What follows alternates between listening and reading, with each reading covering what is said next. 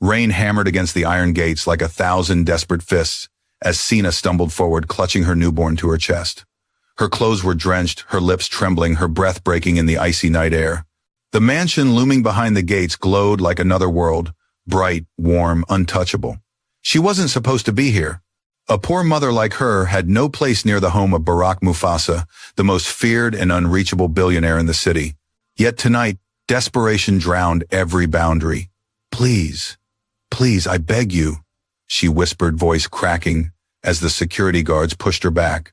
Little Tendo whimpered weakly, the sound slicing straight through the storm. The gates suddenly clicked. The guards stiffened.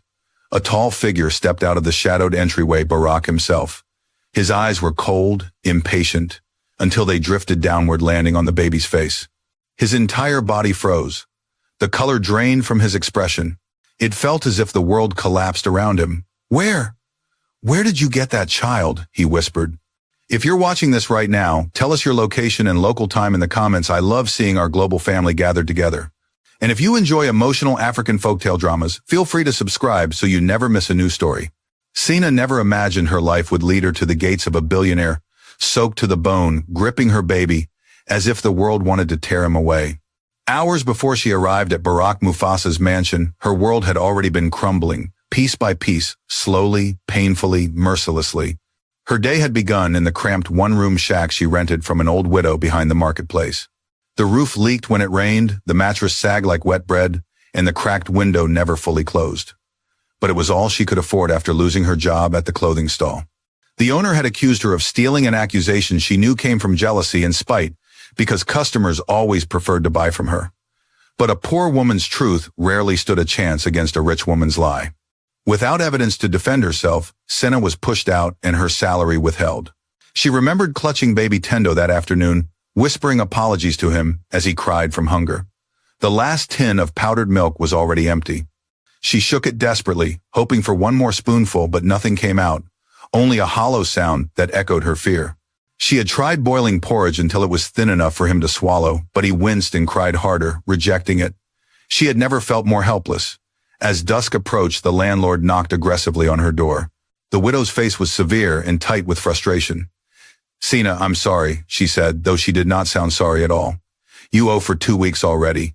You must leave tonight. I have other tenants ready." "Please, Mama Leia," Sina begged, trembling.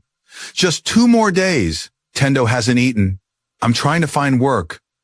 "Please, 2 days won't change anything," the woman snapped. "Pack your things. I can't feed you and your child for free." The door shut in her face before she could say another word. By the time Sina stepped out into the evening cold with all her belongings shoved into one torn bag, her heart felt like shattered glass. The streetlights flickered. People rushed past, indifferent to her small tragedy. Tendo whimpered weakly, a sound so tiny, yet so heavy that it pulled tears from her eyes. She found herself walking aimlessly toward the market, then toward the bus station, then back again. She had nowhere to go, no one to call. Tendo's father, Ekon, had abandoned her long before the baby took his first breath. He had always been unpredictable, disappearing for weeks, returning with strange bruises, making vague excuses. But back then, she loved him so intensely that she believed every lie he fed her. Until the night everything changed. She remembered it clearly, Ekon rushing into her small room, tossing clothes into a bag, with shaking hands, sweat dripping from his forehead. "I have to leave," he whispered urgently. "Just trust me, Sina." "Why? What's happening? Are you in trouble?" she cried, blocking the door. He cupped her face with trembling hands. "If anything ever happens to me, if you're ever in danger, take our baby and go to Barack Mufasa." She had never heard the name before. "Who is Barack? Why would he help me?" Ekon's eyes flickered with something between fear and guilt. "He owes me, and if he refuses, show him the child. He'll understand." Before she could ask more, he kissed her forehead and disappeared into the night forever. For months, she tried to forget his cryptic warning. She told herself Barack wouldn't even know who she was. She convinced herself that she could raise Tendo alone. But as the poverty tightened around her neck and Tendo grew weaker, she began to cling to that last thread of hope. And today, that hope led her to the richest man in the city. Her legs trembled as she walked the long road toward Barack's estate. The sky darkened. A storm gathered above her, mocking her desperation. By the time she reached the towering gates of the mansion, thunder cracked violently as if warning her to go back. But she couldn't, not when Tendo's breathing had grown shallow. Not when she was sure he wouldn't survive another night without help. Please, please, she whispered at the gate, banging with whatever strength she had left. Two guards emerged, their eyes cold and suspicious. One pointed a flashlight at her face. You can't be here. Leave immediately. I need to see Barack, she pleaded. It's about my child. His name was mentioned by, we don't care who mentioned him, the guard snapped. He's not meeting anyone like you. Move away from the gate or we'll call the police. Her heart broke. She felt humiliation curl inside her chest like a burning coal. But before she could step back, Tendo let out a weak cry, a soft, breathy sound of pain. Sina's strength faltered her knees, almost giving out. Thunder exploded overhead, but it wasn't as loud as the sound of the gate unlocking behind the guards. Senna blinked in confusion. Then a man stepped out from behind the shimmering golden lights of the mansion's entryway. Tall, imposing, eyes sharp enough to cut stone, Barack Mufasa. His presence was suffocating. He walked with the authority of someone used to owning everything he touched. His expression was cold distant until his gaze fell on Tendo. At first something like annoyance flickered in his eyes, then confusion, then horror. He moved closer, ignoring the guard's attempts to speak. What is this? He breathed, staring at the infant. Sina swallowed hard. This is my son. Please, sir. He's very sick. I just need help. Barack didn't look at her. He looked only at Tendo. Or rather, at the small birthmark on the baby's cheek.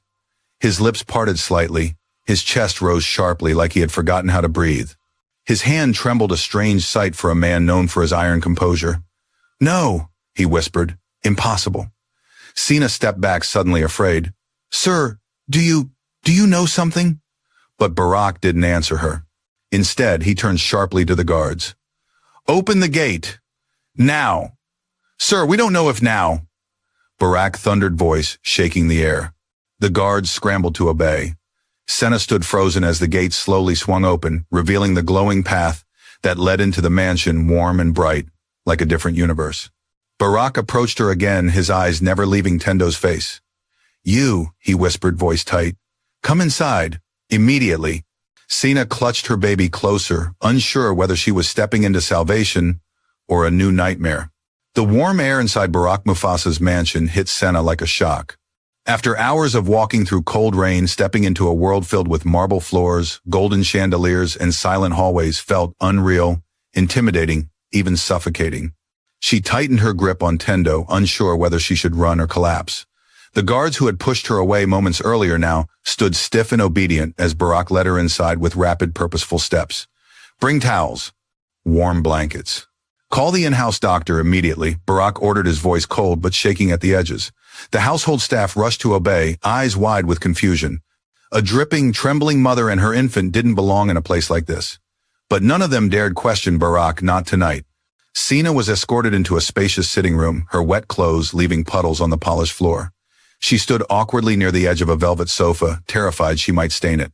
Barack finally turned toward her, jaw-clenched eyes fixed on Tendo. What is your name? He asked quietly.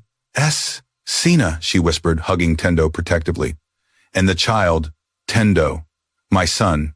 A strange look flashed through Barack's eyes, pain, disbelief, fear, so quickly that Senna wondered if she imagined it. The staff returned with blankets and towels.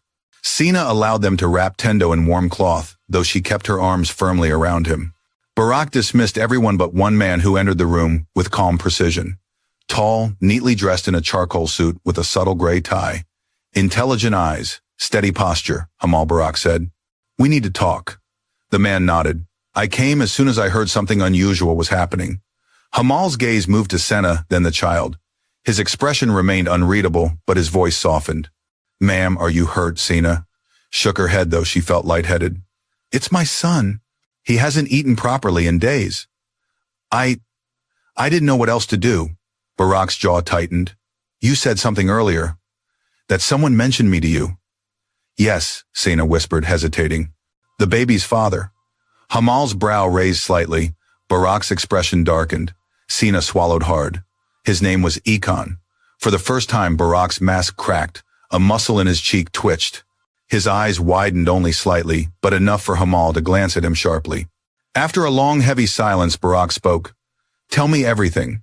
Sina wasn't sure how much to reveal, but she needed help. For Tendo. For the life she was losing grip on. So she told them. She described meeting Econ when she worked at the market. How charming he was, how troubled, how he disappeared, often returning with cuts and bruises he refused to explain. How he became terrified during the months before she gave birth. How one night he fled in panic, leaving her alone with only that single instruction: if anything happens, go to Barack Mufasa. Barack listened with an expression that grew colder and more distant with every word. When she finished, he was silent for so long that Senna feared she had said something terribly wrong. Finally, Barack spoke, his voice low and hollow. You said Econ disappeared? Yes. You haven't seen him since the night he left, he pressed. No. I thought he ran away. Or maybe... Her voice broke. Maybe something bad happened. Barack closed his eyes briefly, as if battling something inside himself. Then he turned to Hamal. Find out everything about Econ. Where he was last seen. Who he was working for. I want every detail, immediately. Hamal nodded. I'll begin now. As the assistant hurried out, Senna stepped forward timidly. Sir, I didn't come here to cause trouble. I only need help for my son. If this is too much, Barack interrupted, pointing at the sofa. You're not going anywhere until the child is examined. Sina hesitated, then slowly sat down. Her soaked dress clung to her skin, and her hands shook from exhaustion. The room was warm, but fear still chilled her bones. Barack remained standing, pacing back and forth like a man trying to restrain an explosion. What did Econ tell you about me? He suddenly asked. Nothing, Sina whispered. Only your name. Nothing at all. Not how he knew me, she shook her head. Barack cursed under his breath, a soft, sharp sound she had never imagined a billionaire would make in front of a stranger. Silence settled between them again, thick with tension. After several minutes, the mansion doctor arrived, a gentleman with kind eyes. He checked Tendo, carefully examining his breathing, heartbeat, temperature. He's weak, the doctor said. Malnourished. But he's still fighting. He needs milk and warm fluids immediately. And rest. A lot of rest. Sina exhaled, shakily, tears slipping down her cheeks. Thank you. Thank you so much. Barack didn't look at her. His eyes were still locked on Tendo. What is that mark on his cheek? He asked quietly. Sina touched the tiny birthmark. He was born with it. The doctor at the community clinic said it's harmless. Barack's breathing hitched so subtly that Sina almost missed it. But she didn't miss the look in his eyes, a haunted recognition. Have you seen it before? She asked in a trembling voice. Barack didn't answer. Moments later, Hamal returned, breathing slightly heavier than before, clear evidence he'd been moving fast. I found something, he announced. Barack's eyes snapped toward him. Tell me. Hamal hesitated. For the first time since Sina met him, he looked uncomfortable. Econ used to work for Cairo, Hamal said quietly. Barack froze. My brother. Yes. As a private courier. Off the record. Paid in cash. No official documents. Barack's expression turned sharp with fury. Hamal continued. He disappeared 2 months ago after an alleged accident, but the report filed doesn't add up. It was closed too quickly. And Cairo never mentioned him again. Sina's heart dropped. Accident. Was he killed? We don't know, Hamal said gently, but someone wanted the case buried. Barack ran a hand across his face, a rare display of helplessness. Why? Sina whispered, voice shaking.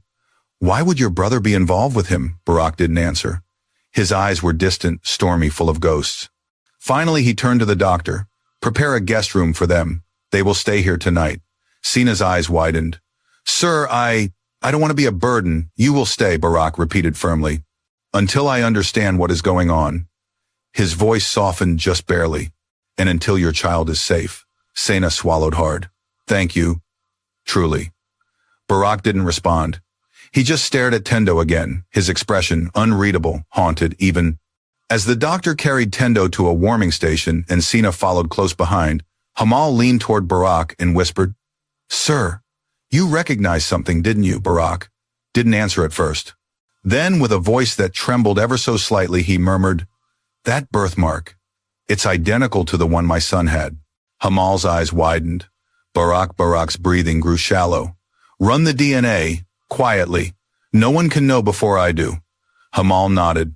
And Barack stood frozen in the center of his own mansion, staring down the hallway, where Sina had disappeared, feeling the past he tried so hard to bury rising from the dead. Barack Mufasa stood alone in the vast sitting room long after Sina and the baby had been taken to the guest quarters. Rain pounded the windows like a relentless drum, each strike echoing the chaos rising in his chest. The chandelier above him swayed subtly in the storm, winds its crystals scattering pale light across the marble floor, yet none of it warmed him. He had faced hostile takeovers, political attacks, assassinations of character attempts on his life. But nothing unsettled him the way that tiny birthmark on Tendo's cheek had. A small, swirl-shaped mark, almost identical to the one his own son had once carried. A mark Barack prayed daily he would forget but could not. A mark lowered into the grave 13 years ago. His breath trembled. He hadn't spoken his son's name out loud in years. Not since the night everything fell apart. His marriage, his family, his sense of identity. The night he made the decision that would haunt him forever. A soft knock broke his spiraling thoughts. Hamal stepped back into the room, closing the door behind him. His face was serious, his tie slightly loosened, a rare sign that he was equally shaken. The samples have been sent to 3 separate labs, he said quietly. 1 here in the city, 2 in different regions. Results will come by morning. Barack nodded, but his voice was hoarse when he asked, "Did anyone see you?" "No, sir. I handled everything personally." Silence stretched between them. The storm outside grew harsher. Hamal hesitated before speaking again. "Barack, if the child is who you suspect..." Barack raised a hand sharply. "Don't finish that sentence." "Someone needs to," Hamal replied gently. "Not for the company, for you." Barack turned away, unable to meet his assistant's eyes. When Ekan disappeared, Hamal continued softly, "You didn't ask questions. You didn't look for him. You told me never to mention him again." But now Barack snapped. "I said stop." Hamal stepped back, giving him space. "Yes, sir, but the damage was done." The name Barack wanted to avoid thinking about now burned in his mind. Ekan, his estranged son, not by love, but by blood. Born before his marriage, conceived in a moment of weakness during a time of reckless youth and selfish choices. A child he abandoned before the boy ever learned to speak. A decision he justified then, but regretted every single day after tragedy took his legitimate family away. He never told anyone, not even his late wife.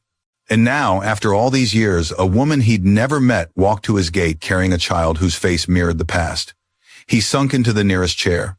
Hamal find out everything about Ekan's last months. Every place he worked. Every person he met. Every risk he took. "I want the truth. All of it." Hamal nodded and left. Barack remained in the chair, staring into the storm, feeling it swallow him whole. Upstairs, Sina paced the guest room with small, nervous steps. The space was larger than her entire previous home. Thick rugs muffled her footsteps. The bed was soft, clean, impossibly white. She felt unworthy of touching anything. Tendo lay sleeping on the warm mattress, his breathing more steady now.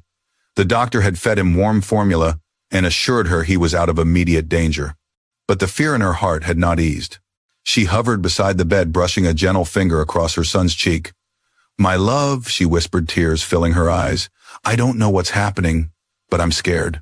Images flashed through her mind, Ekan rushing out of her room that night, the panic in his eyes, the unheard truth trapped in his last sentence.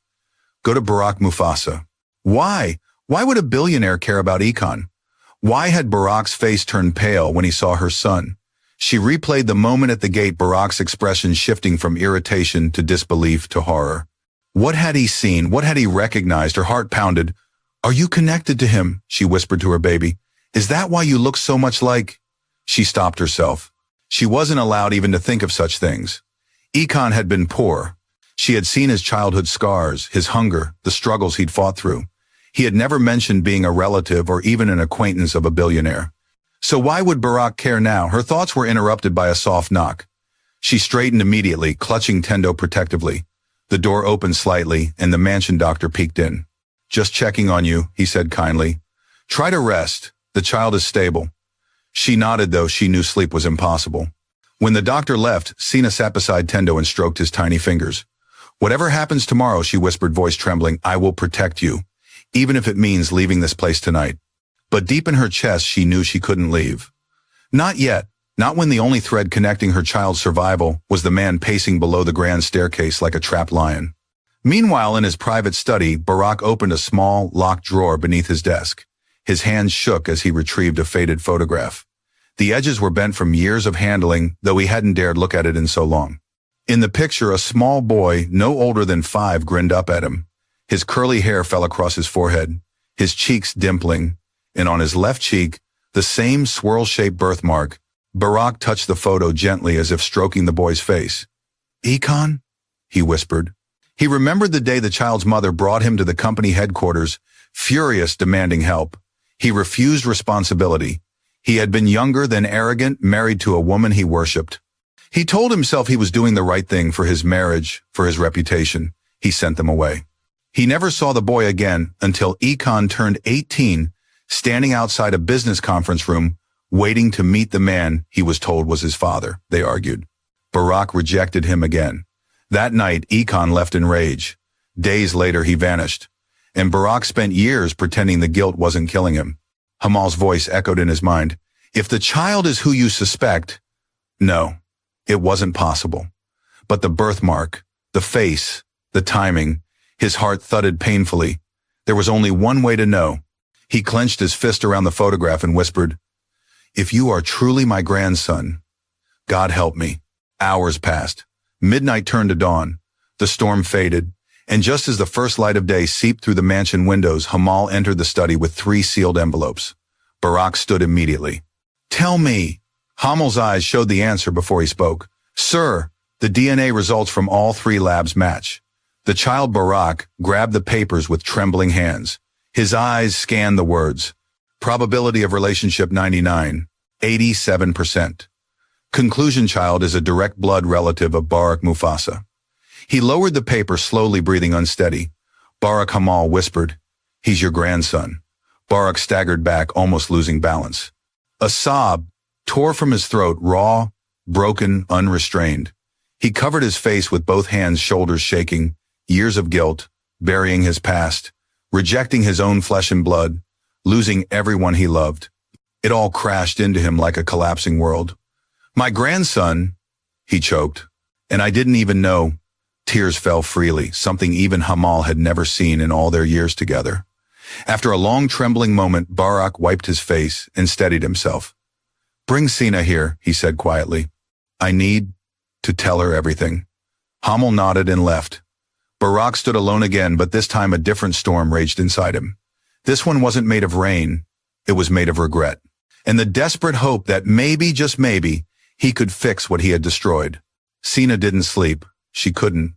Dawn's pale light filtered into the guest room, painting soft gold across the blankets where Tendo lay breathing peacefully. Sina sat beside him with swollen eyes, her mind spinning with questions, each one sharp enough to cut her from the inside out. Why did Barack react like that?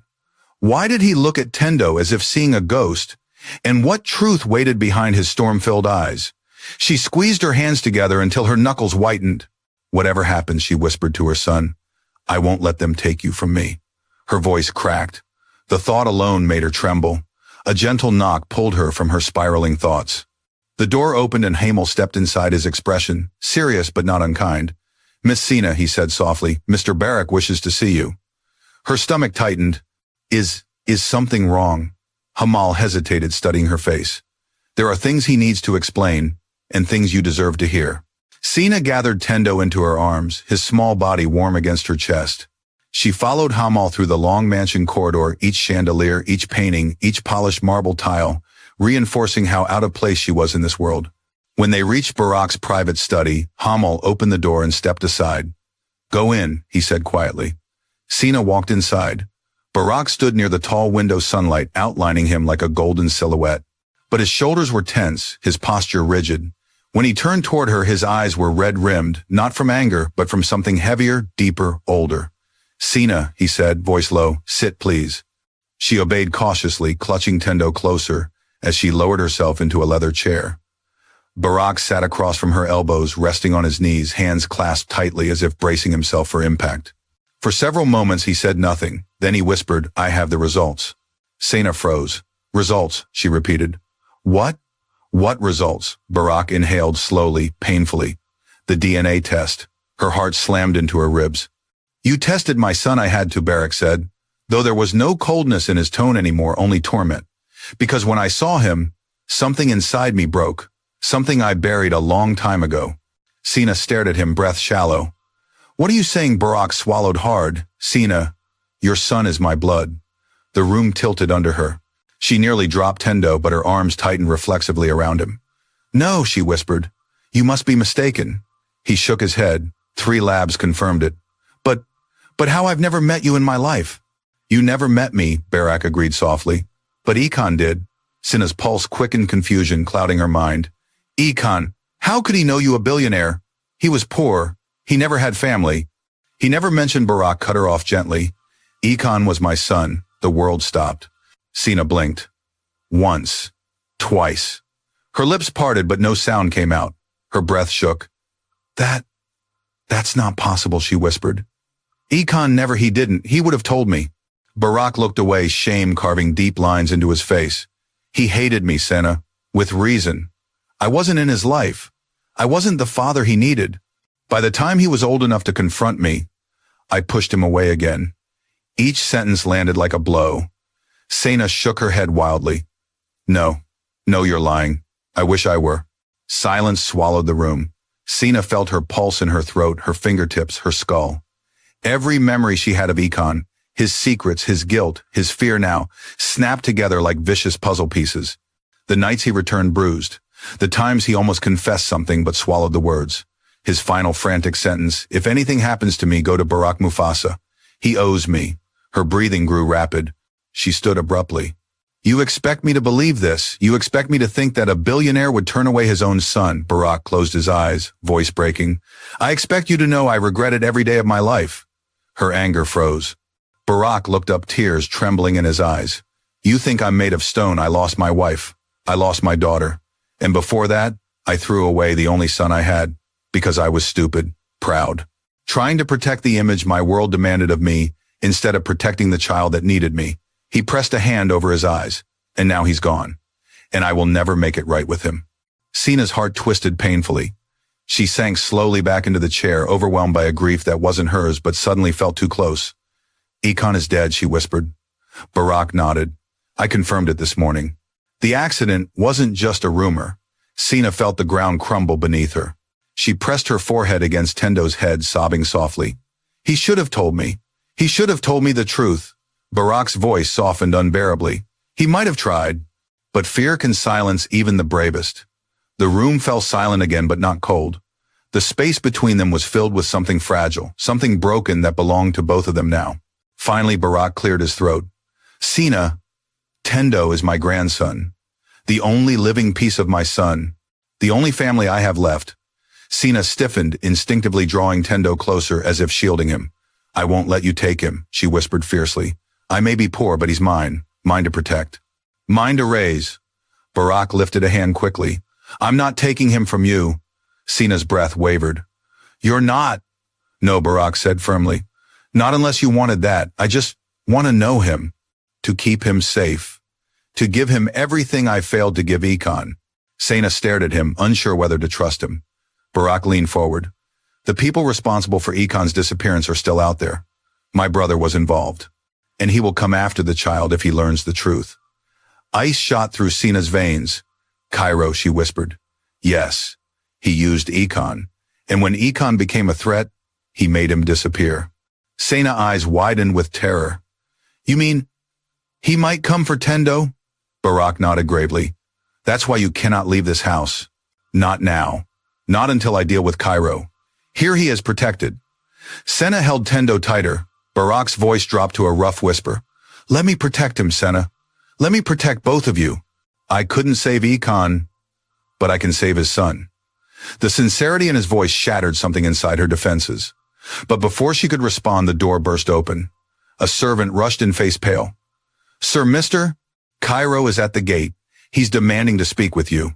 Barak's eyes narrowed, darkening like a brewing storm. He knows, Barak muttered. He must have heard something. Sina's heartbeat thundered in her ears. Barak rose to his full height, something fierce awakening inside him. Hamal, he barked, take Sina and the baby to the inner quarters. Guard them with your life. No one enters that wing, not even my brother. Hamal grabbed Sina's arm gently. Come, quickly. As she was rushed out of the room, Sina stole a final glance back. Barak stood in the center of his study, jaw, clenched shoulders squared, a man preparing to face a monster he helped create, a man who just discovered he had something worth dying for. Hamal led Sina quickly down a side corridor, his steps brisk but controlled. The mansion, which had seemed intimidating before now, felt like a labyrinth closing in on her. The chandeliers, the tall portraits, the endless carpeted halls, all of it blurred as she clutched Tendo and followed the only person she could trust in that moment. "Where are we going?" Sina whispered urgently. "To the inner wing," Hamal replied. "Only Barak and I have access. Not even the rest of the staff knows what's behind these doors." His calm voice steadied her slightly, but fear still clawed at her throat. Behind them down the long hallway she could hear the distant murmur of men's voices, one deep and cold like steel, scraping against stone. Cairo. She didn't know the man, but she knew danger when she felt it. It soaked through the air like a chill. Hamal reached a reinforced door hidden behind a large painting. He pressed his thumb to a biometric scanner. A soft beep sounded, followed by heavy internal bolts unlocking. "Hurry," he urged. Sena stepped inside. The room was surprisingly warm, decorated in earthy tones, calming safe. It didn't match the cold extravagance of the rest of the mansion. It felt lived in, almost like a sanctuary. "You'll be safe here," Hamal said. "Do not open the door for anyone, not even if they say Barak sent them." Her heart pounded. "But what if Barak needs help? He can handle himself," Hamal said quietly. "He's prepared for this." She swallowed hard. "And Cairo, what is he like?" Hamal paused. His jaw tightened. "Cairo Mufasa is everything Barak is not. Greedy, ruthless, manipulative. Where Barak built an empire to prove himself worthy, Cairo feels the world owes him one." Sena hugged Tendo closer. "Why would he hurt Ekon? He barely knew him, didn't he?" Hamal exhaled. "He knew Ekon was Barak's son." Sena's breath hitched, and he knew the boy was the one thing Barak regretted deeply, which means he was a threat to Cairo's plans. If Barak ever accepted Ekon, the inheritance lines could shift. Influence could shift. Cairo couldn't allow that. Sena felt sick. And now Hamal continued looking at Tendo with a mixture of sorrow and resolve. If Cairo realizes this child is Ekon's son, he will see him as the same threat. Sena's knees weakened and she dropped into a nearby chair. "So he would hurt my baby?" "Yes," Hamal said without hesitation. Without remorse, tears overflowed before she could stop them. She bent over Tendo, shielding him with her body. "Why is everything connected to this family so dangerous?" she whispered shakily. Hamal softened slightly. "Not everything, just the parts poisoned by power." He moved to the door, preparing to leave her hidden. "I'll be nearby," he said. "Barak is confronting Cairo now. Whatever happens, stay silent. Stay hidden." Sena nodded, though fear threatened to choke her. As the door shut and locked behind Hamal, she pressed her forehead to Tendo's and whispered, "I won't let darkness touch you. Not ever." Downstairs, Barak walked toward the main foyer with deliberate steps. Storm clouds filled his eyes even though dawn's light streamed through the high windows. His heart beat with a quiet fury he hadn't felt in years, not even during corporate betrayals, political storms, or personal tragedies. This was different. This was blood. Cairo stood in the foyer like he owned the place, wearing an immaculate navy suit and a smirk that made Barak's skin crawl. Two men flanked him, bodyguards, though he pretended they were assistants. "Brother," Cairo said with feigned warmth. "You look tense." "Bad night." Barak didn't dignify that with a response. "Why are you here, Cairo?" Cairo spread his hands innocently. "Why can't I visit my own brother?" "You've never visited without wanting something," Barak replied coldly. "So drop the act." Cairo's smile curdled. "Fine. I'll be direct. I heard you had unexpected company last night." Barak's eyes narrowed, voice dropping into a deep warning tone. "Who told you?" Cairo shrugged. "People talk, especially when they're afraid of losing their jobs." He stepped closer. "Word is a woman arrived here in the storm. With a baby." Barak's jaw twitched. Cairo smirked. "You always despised loose ends, brother. But now you're entertaining strays, letting beggars inside." Barak took a slow, threatening breath. "Be careful." "Oh, come on," Cairo taunted. "Is this child special? Is he from a woman you've been entertaining? Or more interestingly," his eyes glinted with malice, "could he be related to someone else you once threw away?" Thunder cracked in Barak's chest. "So you know," Barak said quietly. Cairo tilted his head. "I know you had a bastard son, one you hid from the world, one you hoped would stay dead and forgotten. But secrets rot, Barak. And yours smells stronger every year. Barack stepped closer until they were nose to nose. You talk about Econ like he was trash. But he was a boy who wanted acceptance, and you used him. Cairo rolled his eyes. He was weak, emotional, desperate to belong, perfect for doing dirty work. Barack's breath froze. You sent him into dangerous jobs. I sent him on one job, Cairo corrected calmly, and he failed. So I cleaned up the mess. Barack's vision blurred with rage. Cleaned up. You killed him. Cairo didn't deny it.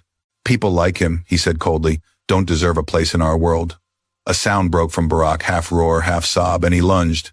For a moment the mansion exploded into chaos. Barack slammed Cairo against a marble column forearm, crushing against his throat. Cairo's guards reached for their weapons, but barrack security, who had been silently watching from the shadows, intervened swiftly, disarming them and pinning them to the ground. You took my son from me, Barack growled, his voice cracking. My only son. Cairo's smirk faltered for the first time. He was nothing but a liability. Barack's fist tightened. And now Cairo hissed, voice strained from the pressure on his windpipe. You have a baby upstairs that could ruin everything I've built. If he survives. Barack's entire body froze. Cairo saw the flicker and seized it. Oh yes, he whispered. I know what you're hiding. I know what that child means. And if you think I'll let you replace me with another bastard, Barack slammed him harder into the pillar, fury radiating from every muscle. You will not touch him, Barack said, voice low and deadly. You will never go near that baby. Or his mother. Cairo sneered. You can't protect them. Not forever. Barack leaned in voice like the growl of a wounded beast. Watch me. Cairo's eyes flared with malice. This isn't over. Barack released him abruptly, letting him stumble. Security immediately seized Cairo and his men, dragging them toward the exit. As of today, Barack commanded, you are banned from my home, my company, and my life. Go near Sina or the child, and I will destroy you. Cairo spat on the floor. We'll see, brother, we'll see. He was dragged out, screaming threats that echoed through the marble halls long after he disappeared. Barack stumbled back into his study chest, heaving hands, shaking uncontrollably. The confrontation had drained him emotionally, physically, spiritually. Hamal rushed in. Are you hurt? No, Barack whispered. But he knows. Hamal's face paled. Then we must move fast. Barack nodded, forcing strength back into his voice. We need to keep them hidden, increase security, lock down the estate. And Sina, Hamal asked. Barack closed his eyes. Sina, he murmured, needs to know the danger is very real. Upstairs, Sina jumped when the inner door opened and Barack entered alone. He looked older, exhausted, but determined. Is he gone? She asked. For now, Barack replied, but this won't be the last time he comes. Sina tightened her hold on Tendo. What do we do? Barack approached her slowly, his voice softer than she had ever heard it. We fight back, he said, together. For Econ, for Tendo, for the family that should have been, and the one we can still protect. Sina stared into his eyes, and this time she didn't see a billionaire. She saw a broken father, a grieving man, a grandfather willing to burn the world to save her child. And she realized they were in this together now, whether she liked it or not. The tension in the mansion settled into the walls like trapped smoke, clinging to every corner, every breath. The aftermath of Barack's confrontation with Cairo left a chill that even the morning sun couldn't melt. Guards now patrolled the hallways with heightened vigilance, their movements sharp and alert. Every door was checked twice, every window latched. The estate, usually a symbol of power and luxury, now felt like a fortress on the brink of siege. In the hidden inner wing, Senna sat with Tendo nestled against her chest, listening to the faint echoes of hurried footsteps and muffled orders. Her heart wouldn't stop racing. She had known hunger, she had known loss, she had known fear, but never the kind that stalked in silence and wore the face of a billionaire's brother. Barack stood a few steps away, staring out the narrow window slit that overlooked the side garden. His posture was rigid, his jaw clenched. His shoulders carried a weight ancient and crushing. Finally, he spoke. Sina, he said quietly without turning around, I need to explain the full truth to you now. Sina tightened her hold on Tendo. You already told me that Econ was your son. Barack shook his head slowly. Not all of it. The sorrow in his voice made her chest tighten. She braced herself. Barack turned toward her. Not as a billionaire, not as the feared Mufasa patriarch, but as a man standing in the ruins of choices he could no longer undo. When I was younger, Barak began, I was arrogant. I believed love was a distraction. That vulnerability made me weak. Then I met Zuri, the woman who became my wife. Sina listened in silence. She changed me. Barak whispered, eyes softening with memories. She made me a better man. We built a life together, beautiful, strong. We had a daughter. And then, tragedy struck. He swallowed hard. A fire. A single electrical spark in the nursery. I lost them both in minutes. Sina gasped softly. Barak continued, voice rough as gravel. I died that night, Sina. The world knew me as powerful, but inside I was hollow. He took a long breath. And then, years later, a woman came to my office claiming I had fathered her son. Ekan. Sina shifted, her heartbeat quickening. She had imagined many things about Ekan's past, but never this. I didn't believe her, Barak said, regret heavy in every word. Or maybe I didn't want to. Accepting him meant confronting the possibility that I had abandoned a child before I ever learned what love truly meant. He wiped a hand across his mouth. I turned them away. A mistake I repeated when Ekan returned as a young man begging me for acknowledgement. I didn't know then how much he had suffered. How deeply he longed for a sense of identity. A tremor shot through Barak's voice. I rejected him again.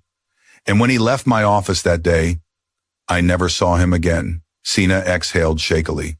Her anger toward Ekan for hiding things, her resentment for being left alone, it all twisted into something more complicated, something painful. Barak looked straight at her now. My brother Cairo exploited that weakness. He despised the idea of any illegitimate child sharing our bloodline. He kept tabs on Ekan, manipulated him, and when Ekan became a threat, Cairo had him silenced. Sina pressed a trembling hand to her mouth. And the authorities, Cairo paid them off. He controls enough people, enough places. Barak shook his head, but he didn't know about Tendo. Not yet. As far as he's concerned, Ekan died alone. That belief is the only thing that has kept your son alive. Sina felt the room sway around her. The magnitude of everything crashed over her like a tidal wave. Her child wasn't just born into poverty. He was born into a war he never asked for. What do we do now? She whispered. Barak stepped closer, the determination returning to his eyes. We protect him, Barak said firmly. With everything I have. Sina lifted her chin. And Cairo. Barak hesitated for a long moment. He will not stop. People like him never do. He wants control. He wants my empire. And now that he knows a child exists that could alter the line of succession, his jaw hardened. He will come after you again, Sina hugged Tendo tighter. I can't run forever. You won't have to, Barak said quietly, because I won't let him get near you. Sina searched his face, trying to gauge the sincerity in his eyes. What she saw there made her chest ache, deep remorse, fierce protectiveness, and something softer she couldn't yet decipher. Before she could respond, there was a soft beep from the security console in the room. Hamal entered immediately, his expression grave. Sir, Hamal said, closing the door behind him, we found something. Barak tensed. What is it? Hamal approached, handing a small tablet. One of the outer cameras was tampered with earlier this morning, before Cairo arrived. Sina's breath hitched. Someone else knew. Not someone, Hamal said grimly. A group. Hamal tapped the screen. Grainy footage appeared, figures dressed in dark clothing, moving around the perimeter of the mansion long before dawn. They carried tools, communicated with gestures, and strategically sabotaged cameras one by one. Professionals, Barak muttered. Not Cairo's usual thugs. Cairo has expanded his reach, Hamal confirmed. He's preparing for something larger, a coordinated attack maybe. He wants leverage, he wants Tendo. Sina felt cold. We're trapped. No, Barak said sharply. We adapt. He turned to Hamal. Initiate protocol Iron Wall. Hamal blinked. Sir, that will lock down the entire estate. No entry. No exit. Not even for our people. Do it, Barak insisted. Hamal hesitated only a second before nodding and stepping out to execute the command.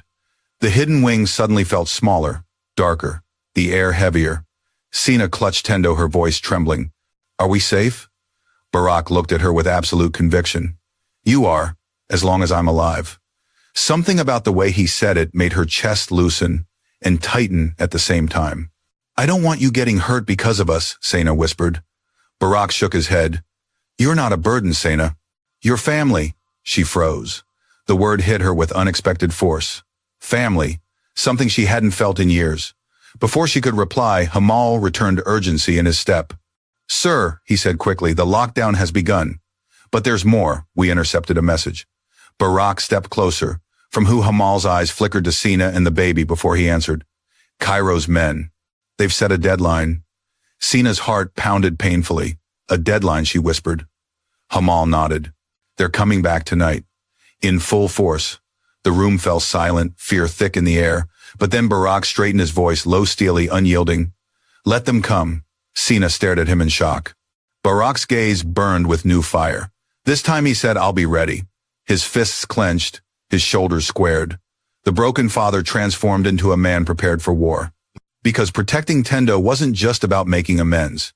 It was a second chance at the family he lost, and the one he might finally reclaim. Night fell like a warning. The sun slipped behind the horizon with unnatural speed, leaving the mansion cloaked in a heavy, suffocating darkness.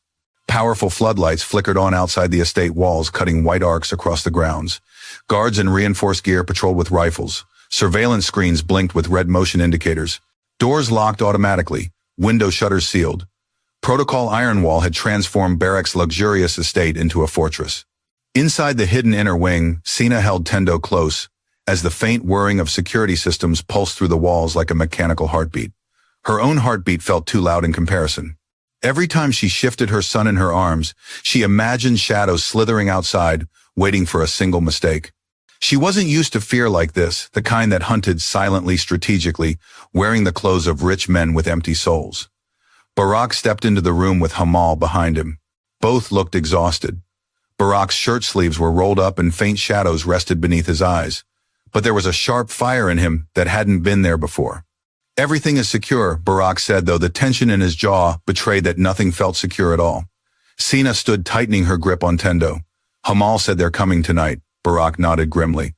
"Cairo is too arrogant to hide his intentions. The tampered cameras were a message. The day visit was a distraction. Tonight is the real strike," Sina trembled. "And you're just waiting for them." "No," Barak corrected softly. "I'm preparing for them." Hamal moved to a wall panel and pulled up several holographic displays showing heat signatures around the property. "There are already intruders gathering in the woods near the east side," he reported. "Very faint, very quiet. Professionals." Sina's heart dropped. "How many?" "Too many," Hamal answered without sugarcoating it. "They're limiting their movement to stay hidden from thermal scans." Barak stared at the footage with narrowed eyes. "Cairo wants this done without witnesses. He plans to strike fast and vanish even faster." Sina shook her head, fear turning her fingers cold. "Why is he so evil? Why does he want a baby dead?" Barak turned to her slowly. "Power doesn't corrupt Cairo, it reveals him.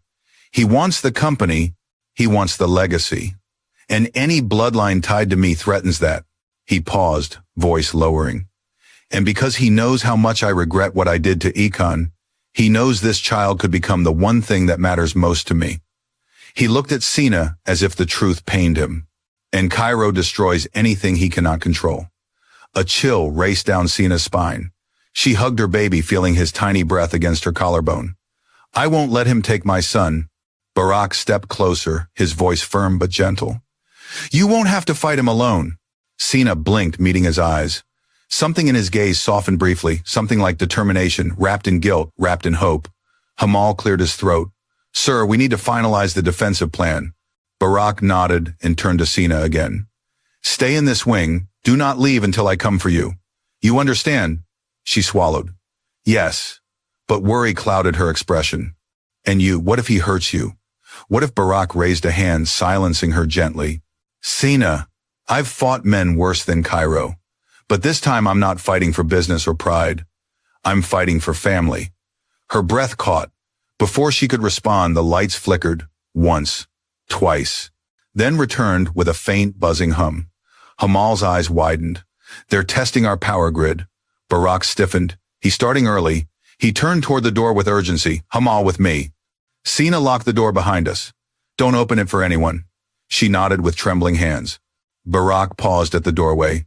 "Your son, Tendo, he is my grandson, Sina. I will not let history repeat itself." The sincerity in his voice made her chest ache.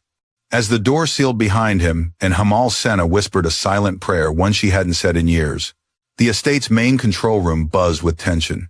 Screens glowed in dim blues and reds, mapping every inch of the estate. Barak stood at the center, commanding the room like a general leading an army. But even generals bleed. Cut the outside lights, Barak ordered.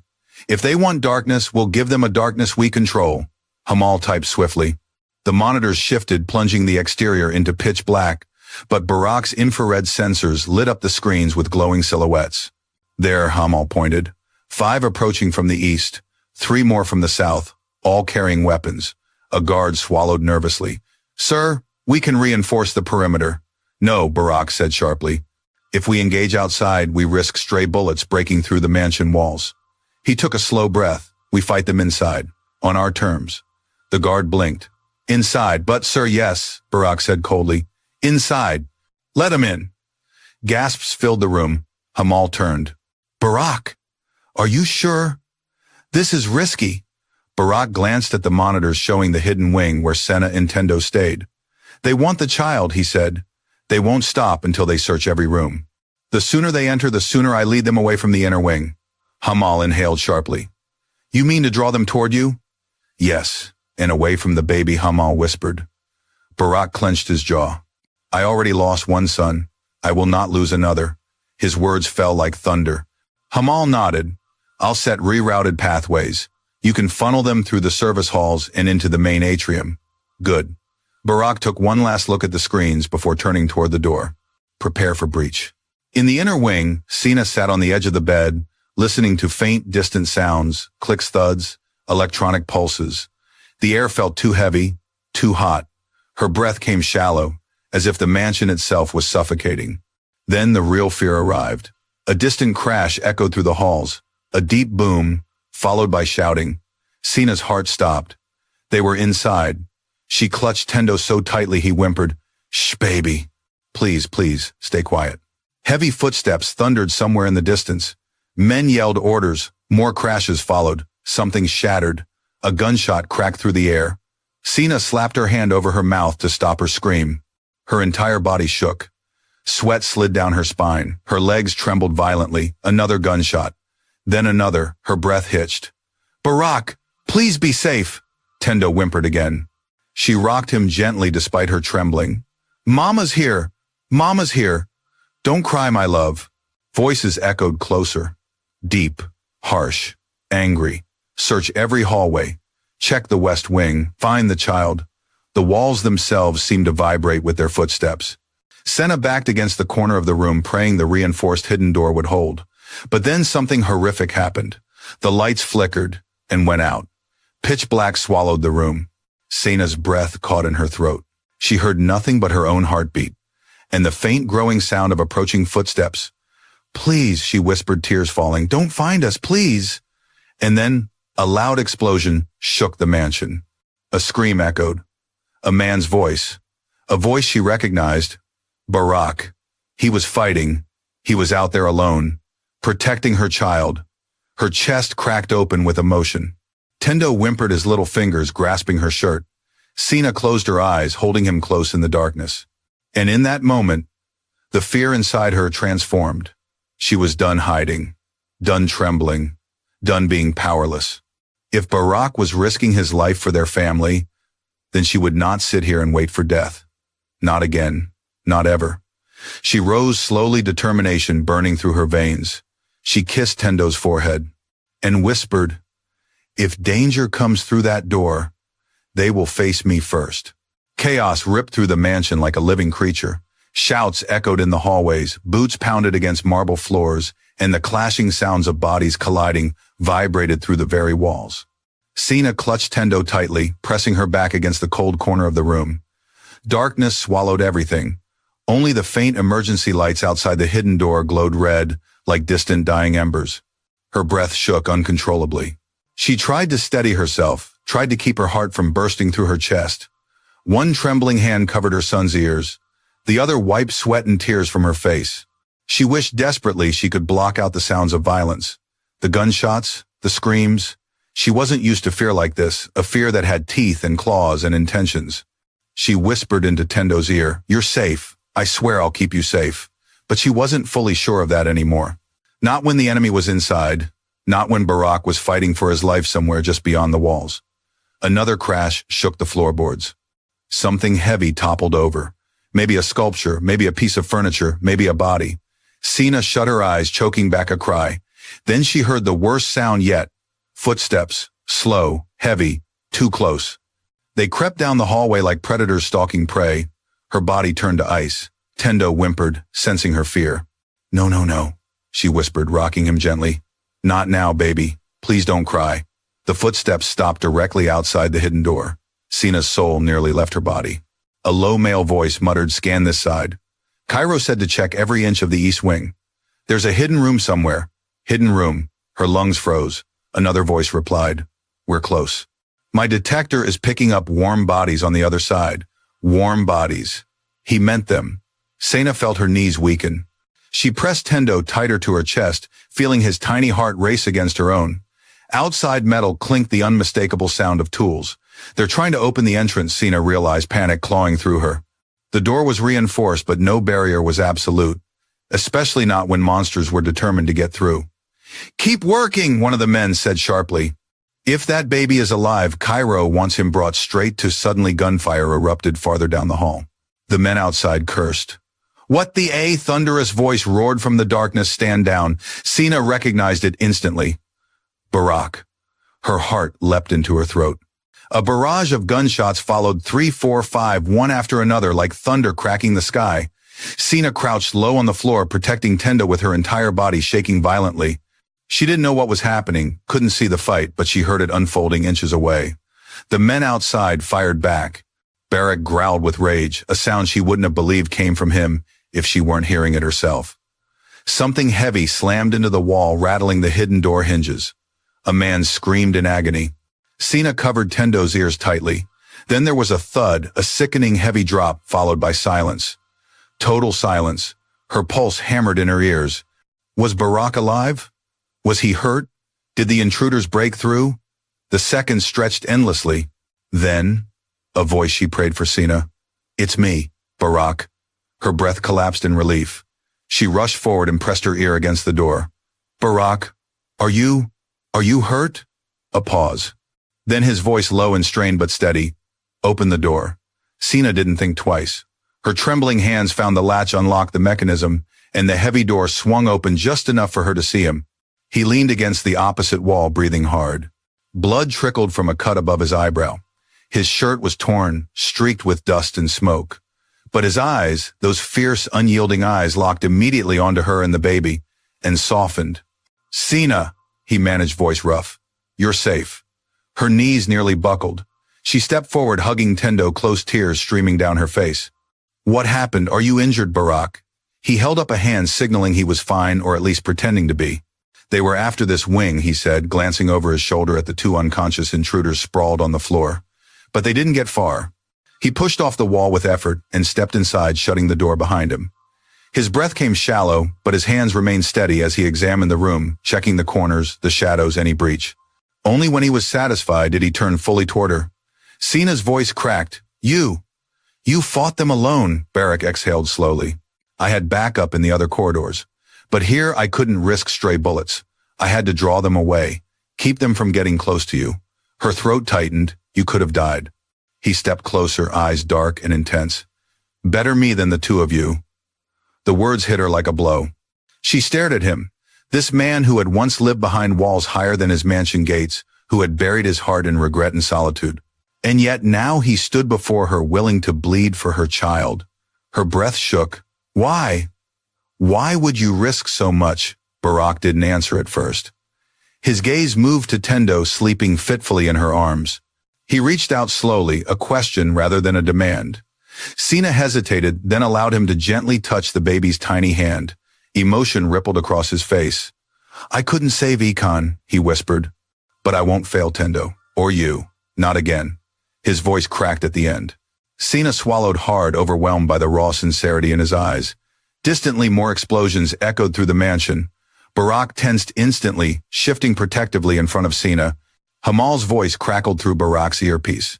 Sir, they managed to breach the west entrance. We're holding them off, but there are too many. Barak's jaw tightened. Hold your ground. I'm coming. Sina grabbed his arm desperately. No. You're already hurt if you go out there again. Barak cupped her face in both hands, forcing her to look at him. Sina, he said softly, listen to me. Her tears fell harder. You and Tendo are my family now, he whispered. I will protect you with everything I have, even if it costs me my life. Sina covered his hands with hers, but I can't lose you either. For a heartbeat, they stood there, two broken souls bound by fear, loss, and something rising between them that neither dared to name. Then Barak leaned forward, pressing his forehead to hers. A trembling moment. A silent promise. Then he stepped back. I'll end this, he said. Stay hidden. Don't make a sound. She nodded, choking back a sob. Come back, Barak. Please.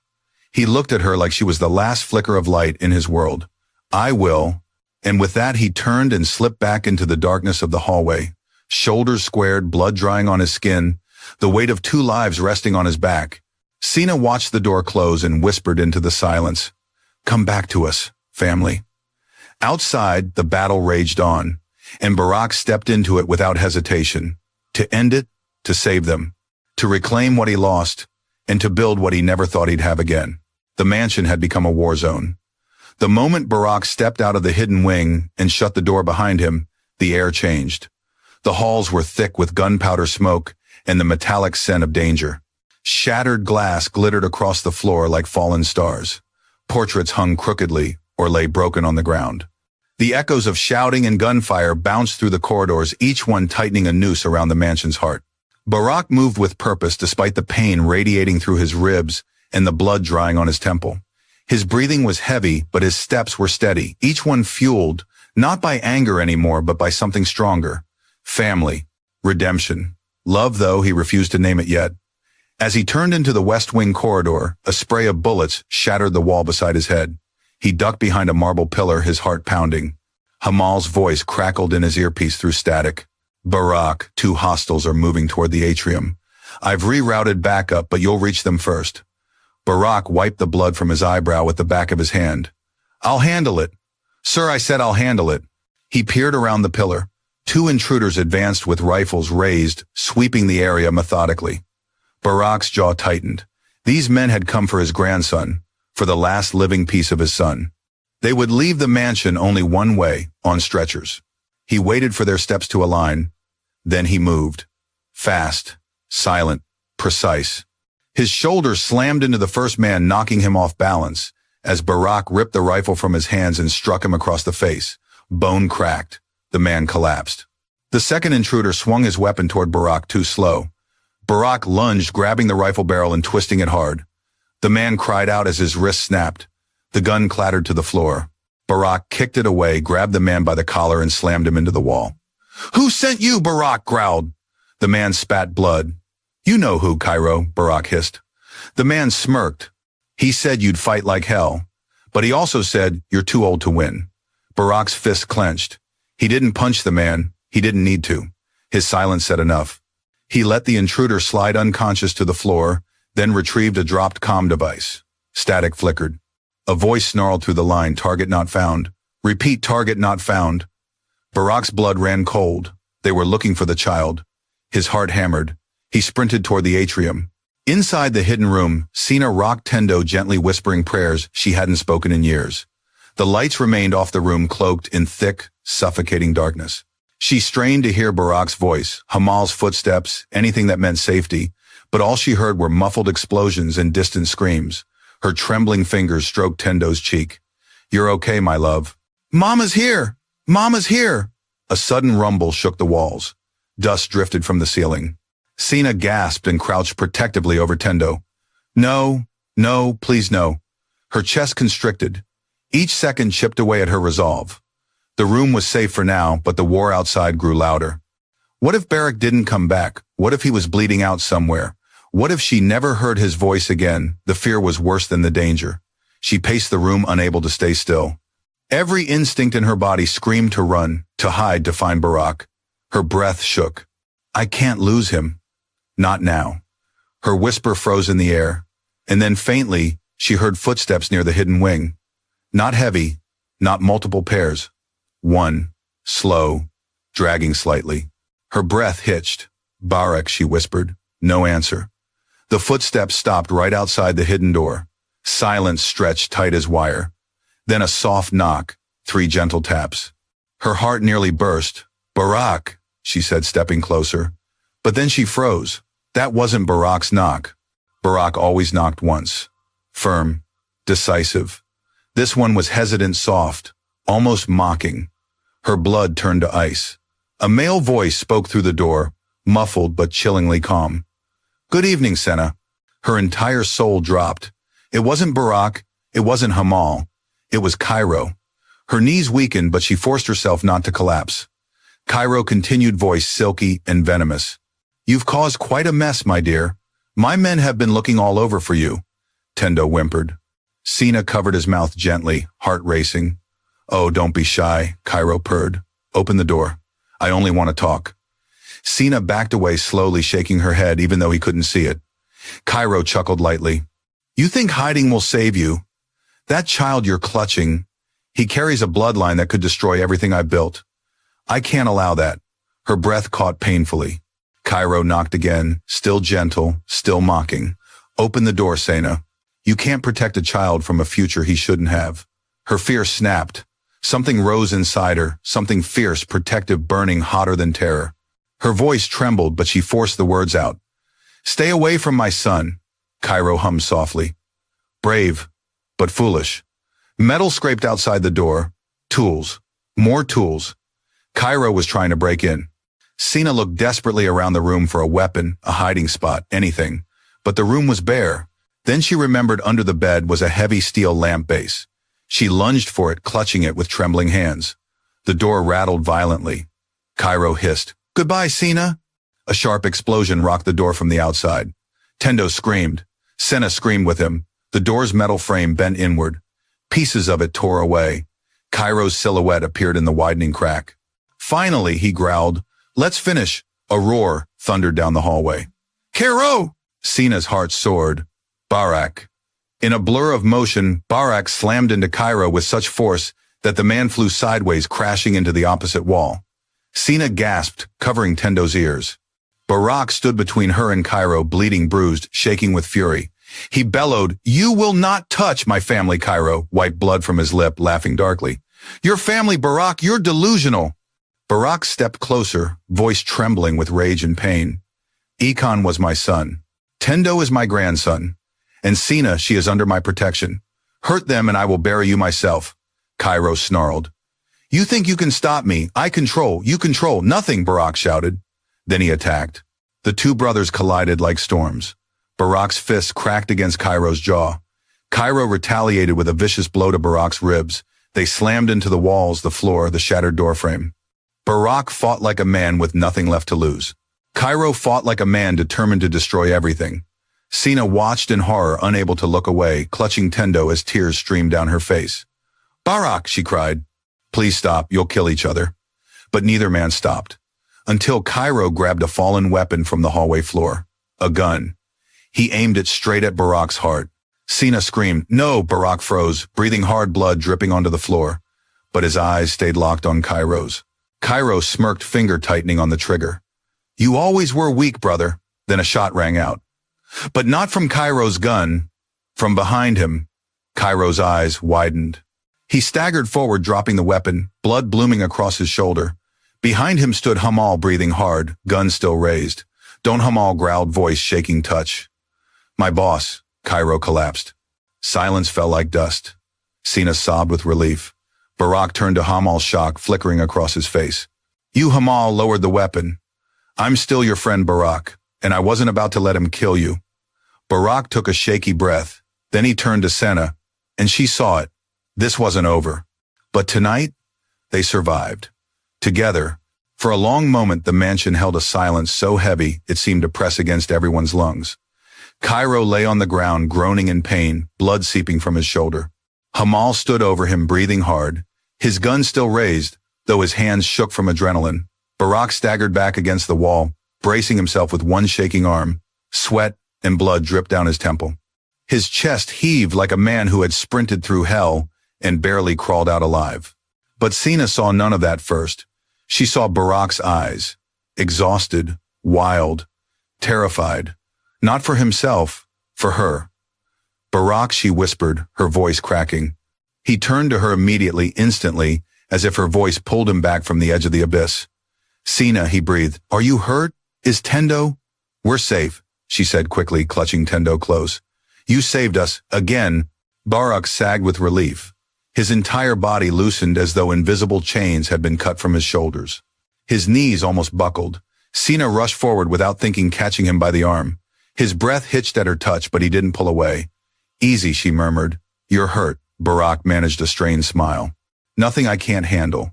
But the blood soaking through his shirt said otherwise. Hamal lowered his gun fully, now stepping between Barack and Cairo. Sir, we need to move. More intruders may still be in the mansion. Security is sweeping the area, but we're not clear yet. Cairo coughed weakly. This isn't over, Barack. You think shooting me will? Barack moved so fast even Sina flinched. He strode up to Cairo, grabbed him by the collar, and slammed him back down onto the floor. You threatened my grandson, Barack, growled in a voice so cold it could freeze fire. You broke every boundary, every line, every law. Cairo sneered weakly. You were always so dramatic. Barack pressed his forearm into Cairo's chest, pinning him. I buried my regrets with Econ. But you, his voice dropped to a deadly whisper. You tried to bury what little I have left, and for that I will destroy you. Cairo's smirk wavered. Sina shivered. This was not the controlled, composed Barack she had known. This was a father. A man pushed past the breaking point. Hamal stepped closer, voice respectful but firm. Sir, he needs to be restrained and taken to the security bunker. Alive. We can't risk him slipping away. Barack's jaw tightened. Slowly, painfully, he loosened his grip and let Cairo sag back to the floor. Take him, Barack ordered. Hamal gestured to two guards at the end of the hallway, men who had just arrived after hearing the gunshot. They seized Cairo, shackled him, and began dragging him toward the west wing. Cairo laughed weakly, blood staining his teeth. You think this ends with me tied in a room, Barack? You don't understand what you're up against. Barack ignored him. He turned away without a single backward glance. When Cairo was gone, Barack let out a slow breath. It trembled at the edges. Sina approached him gently. You need to sit. You're bleeding. Barack shook his head. Not until I know all threats are eliminated. Hamal stepped forward. Sir, the system shows no remaining intruders. Security has regained control of every wing. Barack paused. You're sure? Yes. Only then did Barack allow himself to sway slightly. Sina caught him again. Please, she whispered, just sit. For your sake. For Tendo's. Her voice broke, and that seemed to cut through Barack's stubbornness more than pain ever could. He sank onto a nearby sofa, breathing hard. Sina knelt in front of him, still holding Tendo but using one free hand to check his wounds. He flinched. It's fine. It's not, she shot back softly. Let me help. Her hand trembled as she wiped the blood from his brow. Barack watched her, his expression softening like the sight of her caring for him eased the ache in his bones. You shouldn't be doing this, he murmured. You fought an army for my child, she whispered back. Let me tend to a cut. His lips twitched almost a smile. A real one. Hamal spoke again. Sir, we need to call the police. This cannot stay internal. Barack rubbed his forehead. I know. But first, I want to check on Tendo. Sina looked down at her son. The baby was still crying softly from the shock of the noise and chaos. She turned him toward Barack. Barack's expression melted. He reached out with shaking fingers and stroked Tendo's cheek. The baby hiccuped, then grasped Barack's finger with tiny hands. Barack's eyes glossed with tears. I failed your father, he whispered, but I won't fail you. Sina's heart squeezed painfully. She touched Barack's hand lightly. He would have wanted you in his son's life, she murmured. Barack swallowed hard. I wanted to be in his life too. I just didn't realize it until it was too late. Sina squeezed his hand. You have a second chance, she said softly. Don't waste it. He met her gaze, and something flickered between them. Something deep, fragile, undeniable. But the moment shattered with Hamal's next words. Sir, there's something else. Barack straightened. What is it? Hamal handed him a small device, a tiny flash drive. We found this in Cairo's pocket, he said. It contains encrypted files. Whatever he planned tonight, this has the details. Barack's expression darkened. Get it decrypted immediately. Hamal nodded and left. Sina sat beside Barack, now close enough that their shoulders touched. What do you think is on it? She asked softly. Everything, Barack murmured. Every crime, every ally, every betrayal. Cairo didn't come tonight just to kill Tendo. He came to erase anything that tied him to Econ's disappearance. If this drive holds proof, then this is far from over. Sina shuddered. Barack, I'm scared. He turned, cupping her jaw gently. You fought fear tonight and protected our grandson with everything you had. That is courage, Sina, and I swear, his voice thickened. I swear on Econ's memory, no one will touch either of you again. She leaned into his hand without meaning to, exhausted and emotional. Barack lowered his voice. Let me take care of both of you. Not because of guilt, because it's what I want. Her breath caught. Barack. Before she could say more, security alarms blared again, sharp and piercing. Hamal's voice rushed through the intercom. Barack. The drive's data is reacting. Something is triggering a remote wipe. You need to get to the control room, now. Barack's eyes widened. He stood instantly, ignoring the pain in his ribs. Senna, he said urgently, stay here. Don't let anyone in. I'll come back. She grabbed his hand tightly. Barack, please be careful. He squeezed her fingers, once firm and lingering, before pulling away. Then he ran down the hall with Hamal, both men moving with a speed born of desperation. Sina watched him vanish into the shadows. Holding Tendo close, she whispered to the darkness, come back to us. Come back. Because now she knew the truth. Barack Mufasa wasn't just fighting for redemption. He was fighting for a future with them. A future that Cairo would burn the world to prevent. And tonight's battle was only the beginning. Barack ran down the corridor with a speed that defied the pain tearing through his ribs. Each breath was a razor. Each step reminded him he wasn't a young man anymore.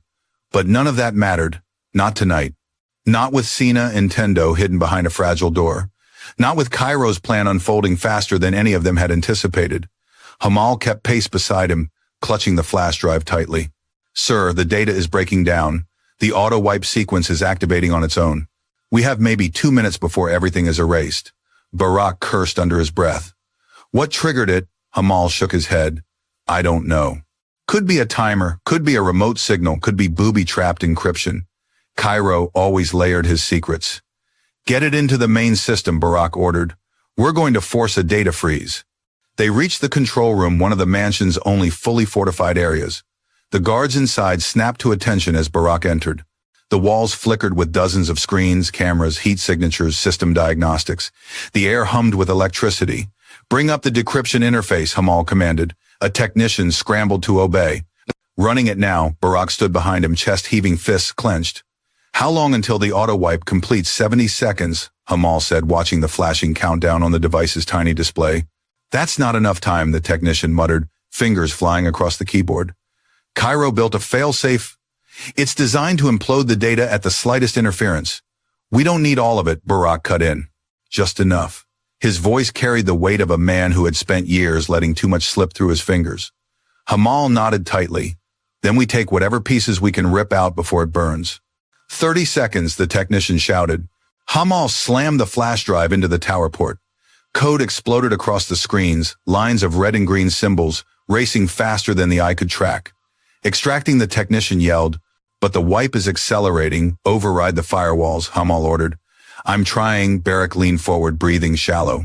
On the screens, fragments of files began to appear. Documents, emails, images, faces, locations, bank accounts, names, dozens of names. Barack's blood turned cold. That's Cairo's network, Hamal whispered. Every corrupt official, every hired mercenary, every bribe. It was worse than either of them imagined. The technician paled. Sir, the system, it's overheating, it's triggering a shutdown. Barack slammed his hand on the desk. Keep it online, that's an order. 5 seconds, 4, 3. The screens flashed violently, then went black. The room plunged into silence, except for the harsh breathing of the 3 men. The countdown on the flash drive blinked 000, a digital tombstone. Hamal looked at the dark screens, dread tightening his features. Did we get anything at all? The technician swallowed. We won't know until reboot. The crash froze everything mid-transfer. Barack pinched the bridge of his nose, exhaling shakily. Restart the system, now. I don't care if it blows out every backup generator we have. Yes, sir, the lights flickered. The screens slowly powered back on. Then one by one image files reappeared. Corrupted but visible. email logs, names, schedules, schematics of the mansion, blueprints of escape tunnels, and then a folder titled Econ. Barack's heart stilled. He clicked it. Inside was a single video file, corrupted, flickering, but intact enough to play. Hamal hesitated. Barack, are you sure you want to? Play it. The screen filled with static, then a face appeared. Econ, alive, younger than when Barack saw him last, recording himself on a handheld device. His eyes were tired, bruised, hollow, and impossibly familiar. Sina's son had those same eyes. Date unknown. Econ's voice said shaky. If you're seeing this, I'm probably dead. Barack's breath shattered. I didn't know who else to turn to, Econ continued. I made bad choices. I worked for Cairo. I thought it would help me find where I belonged. I thought it would lead me back to the father who never wanted me. Barack's knees weakened. Hamal placed a steadying hand on his shoulder. Econ swallowed hard in the video. I found out things I shouldn't have, things Cairo did, and now he wants to clean up his mess. Econ leaned closer to the camera, voice breaking. If anything happens to me, my child must be protected. You owe me nothing, but he is innocent. Please, if you ever cared at all. His lips trembled. Keep him safe. The video cut abruptly, corrupted into static. Barack stood frozen, his face crumpled. He sank into a chair as if gravity finally won. His chest heaved once, twice, then a raw, broken sob escaped him, years of regret dropping him to emotional knees. Hamal looked away, giving him a moment. Barack pressed the heels of his palms to his eyes, shaking violently. He wanted my help, he rasped. He asked for me, and I wasn't there. Hamal knelt beside him. You're here now. For his son. For Senna. That's what matters. Barack shook his head, voice cracking. It's not enough. It has to be, Hamal said softly, because they need you alive, not buried in guilt. Barack forced himself to breathe. We need to show this to the authorities. Yes, Hamal agreed, standing. But Cairo won't allow himself to be cornered. He'll make another move. He already has, Barack said darkly.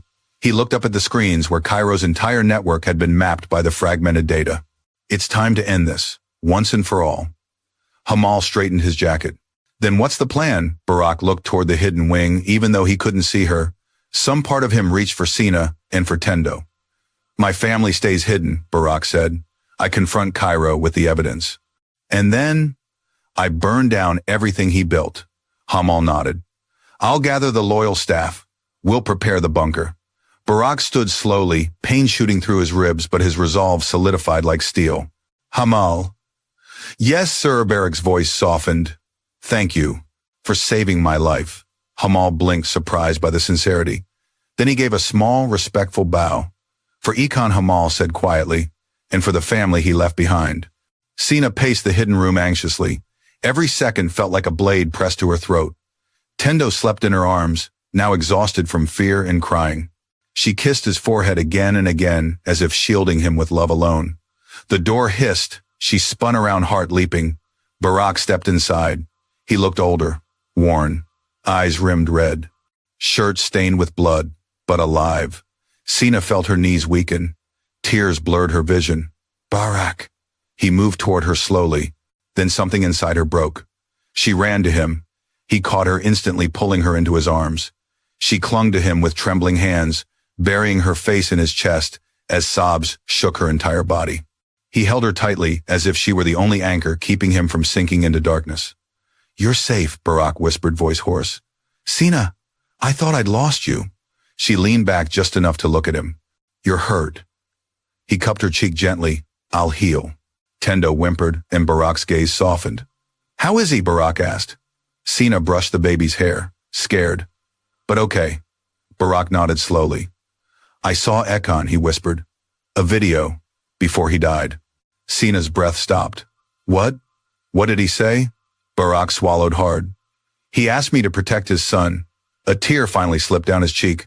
I swear to you, Sina. I will, even if it costs me everything. Sina reached up and wiped the tear with her thumb. We'll protect him together, she whispered. Barack's breath hitched. His eyes softened. And something changed between them, something deeper, stronger, irreversible. A bond born from tragedy, strengthened by danger, sealed by love neither dared name. But before they could speak another word, Hamel rushed in. Sir, it's time. Barack nodded. He turned to Sina and whispered, This ends tonight. And for the first time, Sina believed him. The mansion was quieter now, too quiet. The kind of quiet that came after chaos, but before revelation, like the world itself was holding its breath. The halls were dim, the floors littered with the remnants of a battle-broken marble tiles, splintered furniture, bullet casings, glinting under emergency lights. Guards moved cautiously in pairs, murmuring into earpieces as they checked every corner. But the real storm hadn't passed. It was only gathering. Barack stood in the central atrium, a place once meant for receptions, concerts, charity galas. Now it was the war room of a man pushed too far. Maps of the city, encrypted documents and photos of Cairo's associates were spread across the grand table. Hamal typed rapidly on a laptop, screens flickering with decrypted data pulled from the drive. Sina entered quietly, holding Tendo against her chest. She hesitated when she saw the scale of the preparations, but Barack looked up immediately. The tension in his face melted for a moment. Sina, he said softly, You should be resting. She shook her head. I can't. Not while all of this. She gestured to the chaos. Barack approached her gently, touching Tendo's tiny hand. You and the baby must stay safe. That's the one thing that matters. Sina's eyes met his, filled with worry, gratitude, and something deeper she hadn't dared name until now. Barack, what exactly are you planning? Before he could answer, Hamal spoke up, voice grim. Cairo isn't finished. We found more on the drive. Barack's expression hardened. Show her. Hamal turned the laptop towards Sina. She shifted Tendo carefully and leaned closer. On the screen were documents showing payments to mercenaries, offshore accounts, private correspondences, political favors owed, hidden real estate, and something worse, a list of acceptable casualties. Her blood ran cold.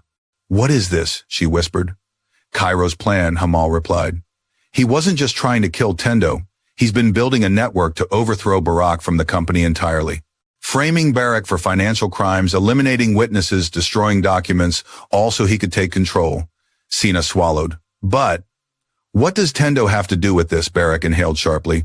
A secret child of Econ, my grandson, could be seen as a legitimate heir. If that truth surfaced, it would destabilize Cairo's power grab. Sina clutched Tendo protectively. He wants to wipe out any threat to him, even if that threat is a baby. Barack nodded grimly. Cairo has always believed the world owed him something, and anyone who stands in his way must disappear.